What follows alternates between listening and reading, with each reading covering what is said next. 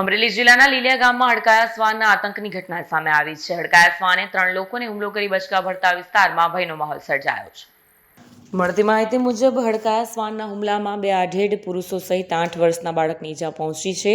ઘટનાને પગલે ઈજાગ્રસ્ત તમામ લોકોને તાત્કાલિક સારવાર માટે લીલિયા સામૂહિક આરોગ્ય કેન્દ્ર ખાતે ખસેડાયા।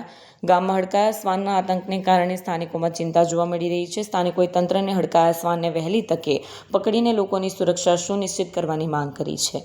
વિડીયો જર્નાલિસ્ટ મહેશ બારિયા સાથે સત્ય ટીવી ન્યૂઝ અમરેલી। મારું નામ લલિતભાઈ સામતભાઈ બગડા છે। હું નાવલીમાંથી આવતો હતો એસબીઆઈ બેંક પાસે મોટરસાઇકલની આડે આ કૂતરું હશે આવીને મને વડસકું ભરી લીધું, લોચો કાઢી નાખ્યો। મારી પછી એક આદિવાસી બેન નાવલીમાં હતા એને પણ આ કૂતરું કરડ્યું। એની પહેલાં પણ એક છોકરાને આ કૂતરાએ બટકું ભર્યું છે। કૂતરું અટકાયું હોય અને આના ઉપર તાત્કાલિક આની વ્યવસ્થા કરવામાં આવે પંચાયત દ્વારા અથવા તો કોઈ પણ જવાબદાર તંત્ર દ્વારા, એવી મારી માંગણી છે।